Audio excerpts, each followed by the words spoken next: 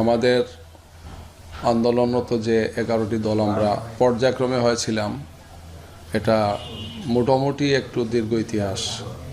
আমরা প্রথম আরম্ভ করেছি, তারপর একটা পর্যায়ে সেটা 8টা দল এবং পরবর্তীতে সেটা 11টা দলে পরিণত হয়েছে। এটা ছিল মূলত সংস্কার প্রস্তাব নিয়ে যখন আমাদের আলোচনা চলছিল, সেই সংস্কার প্রস্তাবের পরিপ্রেক্ষিতে আমাদের একসাথে আমরা হয়েছিলাম, যেখানে আমরা সংস্কার প্রস্তাবের পাশাপাশি পরবর্তীতে অনেকগুলো গুরুত্বপূর্ণ কর্মসূচি পালন করেছি। 5 দফা দাবিতে মাঠে ময়দানে আমাদের অনেকগুলো কর্মসূচি ছিল। সর্বশেষ আমরা নির্বাচনী আসন সমঝোতায় গিয়েছি এবং আসন সমঝোতা যাওয়ার ক্ষেত্রে এই 8টি দলের পক্ষ থেকে একটি লিয়াজো কমিটি করা হয়েছে। লিয়াজো কমিটিতে সবাই তাদের দল থেকে কিছু প্রস্তাবনা দিয়েছেন যে কে কী চান, কতটা চান, কোন কোন আসনগুলো চান। তো এটা নিয়ে প্রায় দীর্ঘ 1 মাস আলোচনা হয়েছে, একসাথে আলোচনা হয়েছে, পার্টি টু পার্টি আলোচনা হয়েছে, প্রস্তাবগুলো তৈরি করা হয়েছে, যার আলোকে আমরা 28শে ডিসেম্বর প্রথম প্রেস কনফারেন্স করলাম। 29শে ডিসেম্বর এই প্রস্তাবনার আলোকেই বা সমঝোতার আলোকেই নমিনেশন সাবমিট করা হলো।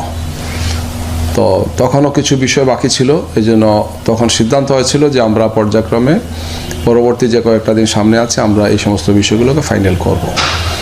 তো লিয়াজো কমিটি এই সমস্ত বিষয়ে সর্বোচ্চ ধৈর্য ধরেছেন এবং মাঠের বাস্তবতাকে সামনে রেখেই আমরা যারা একসাথে ছিলাম তাদের সাথে মিলেমিশে এই আলোচনাগুলো করেছেন এবং সিদ্ধান্তগুলো নিয়েছেন।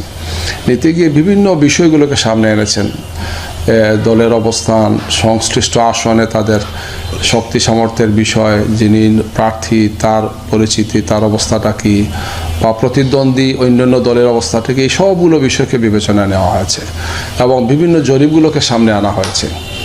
8 থেকে 10টা প্রায় জরিপ হয়েছে, এই সবগুলো জরিপকে সামনে এনে এই সিদ্ধান্তগুলো নেওয়া হয়েছে। নিতে গিয়ে কিছু কিছু বিষয়ে দ্বিমত হয়েছে, যার ফলশ্রুতিতে আমরা কিছু আসন 1 দফা ঘোষণা করেছিলাম, পরবর্তীতে একটু সময় নিয়েছি এবং গত 3 দিন এই ধারাবাহিকভাবে আলোচনাগুলো হয়েছে। গত পরশু রাত্রে প্রায় 1টা পর্যন্ত মিটিং হয়েছে, গতকালকে এখানে মিটিং হয়েছে সকাল থেকে আরম্ভ করে বিকেল পর্যন্ত, এবং সেখানে আমরা সবাই একসাথে গিয়ে 8টার সময় ডিপ্লোমা ইঞ্জিনিয়ার্স ইনস্টিটিউশনে সেখানে ঘোষণা হবে, সেইটাও সিদ্ধান্ত হয়েছে। পরবর্তীতে ওনারা আসেন নাই, যে প্রস্তাবটা আমরা দিয়েছি আলাপ আলোচনা করেই এটা সবার সম্মিলিত সিদ্ধান্তের ভিত্তিতেই আসনগুলো বন্টন হয়েছে। এটা এমন না যে কাউকে চাপিয়ে দেওয়া হয়েছে, বরং সবাই আলোচনার ভিত্তিতে এই কাজটা করেছেন গিয়ে। সুতরাং এই ব্যাপারে আমরা সর্বোচ্চ স্বচ্ছতা এবং বাস্তবতাকে সামনে রেখে সম্মান এবং মর্যাদার ভিত্তিতে এই কাজটি করা হয়েছে।